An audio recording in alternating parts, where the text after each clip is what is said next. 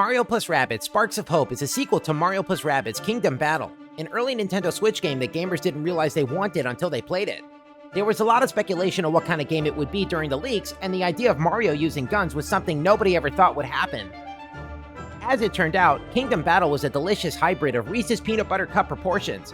A brilliant mixture of Mario, Rabbids, and the cover-based strategy RPG gameplay of XCOM. While the RPG elements were very light in order to appeal to children, the core of the game was pure strategy and the character building was at its finest. The goofball story emphasized humor above all else, and there was even some puzzles thrown in to mix up the experience. Kingdom Battle may have been an early Nintendo Switch classic, but there was room for improvement. How does the sequel improve over its predecessor? Find out in the Mario plus Rabbids Sparks of Hope review. Kingdom Battle was often remembered for its systems being heavily inspired by XCOM. In Mario plus Rabbids Sparks of Hope, the boys at Ubisoft aimed at making the game feel a lot more original and be more like a traditional RPG than before. The structure in the prior game was set in heavily linear courses where players would engage in scripted, lengthy tactical battles. Mario and company would get very little breathing room between encounters, having only scenery and a simple puzzle to break up the constant string of battles. Gameplay is more open-ended in Sparks of Hope and much less restrictive. Not only is it now possible to have a party without Mario or a Rabbid, the overworlds are non-linear with towns and dungeons too. In Kingdom Battle, Beepo was like a cursor that the player controlled and the party followed him. In Mario plus Rabbids Sparks of Hope, he is resituated above the party leader, making the control feel more like playing as a character and less like leading them around on a leash. The battle system is incredibly refined and is made deeper with an improved pacing. Strategy RPGs tend to have very drawn-out battles. This is due to the complexity of players managing multiple units on a field, and having to select various actions in menus, on top of considering the enemy's position and potential actions.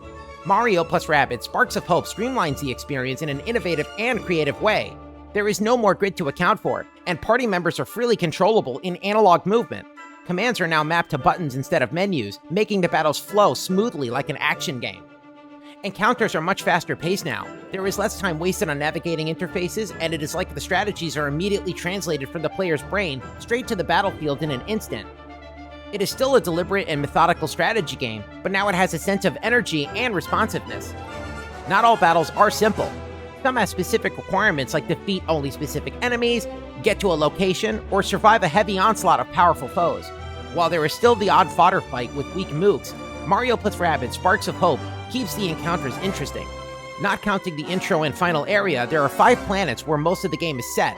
Planet is not really an accurate way to describe the worlds. They could be anywhere, and there is no effort to make it feel like the party is ever truly on a space adventure. Most of the plot centers on the gang going place to place to refuel the spaceship.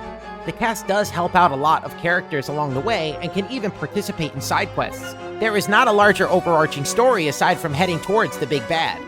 Even the smaller stories that make up each planet's episode are very straightforward.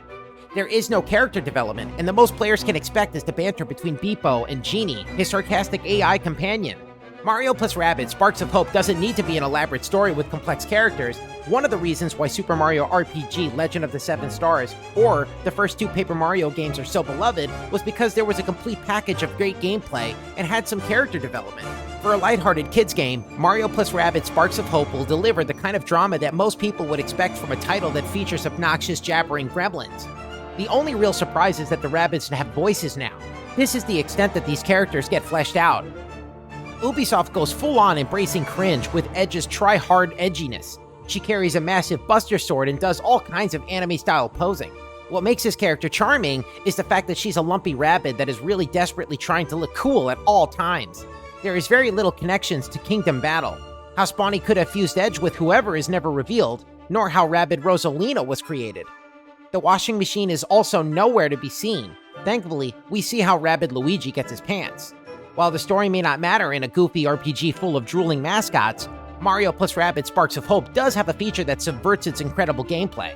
Having various difficulty options is nothing new in games. Most of the time, it's very common to allow players to freely adjust the difficulty as they see fit during the adventure.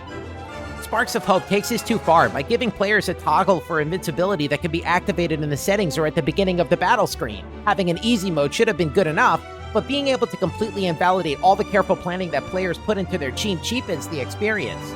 It is like choosing to put one hand behind your back when sword fighting. At this point, the game isn't challenging the player is challenging themselves. There is no penalty or trade-off either, a telltale sign that this was implemented at the behest of awful game journalists who can't understand a strategy game. Gamers who can look past how the game undermines their best efforts will still be engrossed by the deep character building and battles. The sparks of hope are where players can get very creative in how the party can be used in battle. These little guys give the carrier extra abilities behind their innate talents. Since every character is completely unique from one another, the range of possibilities are nigh endless. There is always a lot to think about when approaching any situation in battle, and a lot of the joy in Sparks of Hope is coming up with the creative ways to beat the enemy. When battles do go on a while, at least you'll be hearing some of the head-bopping tracks. The music in Mario Rabbids Sparks of Hope ranges from atmospheric whimsy to swashbuckling excitement. It never really sounds like a Mario game, but it definitely does capture the feel of adventure. The music is surprisingly very cohesive. Yoko Shimomura, Grant Kirkhope, and Gareth Coker are all heavyweight champions of game music, and Sparks of Hope never sounds like it's in a tug-of-war between three artists. At best, there are some moments where the background music does sound a little bit like Banjo-Kazooie. Mario plus Rabbids Sparks of Hope is the kind of game that taps into that childlike innocence inside us all that you thought had died a long time ago. It has an excellent production value that gamers would expect from a huge studio like Ubisoft, but barely any cynicism that usually comes from a massive and soulless multinational corporation. Ubisoft is understandably unpopular with a lot of gamers for their yearly approach to making games. But Mario plus Rabbids Sparks of Hope is an example of them proving that they can make something wonderful if they take their time, and to miss out on it would be a great tragedy for everyone. Just make sure that you never go into the settings menu.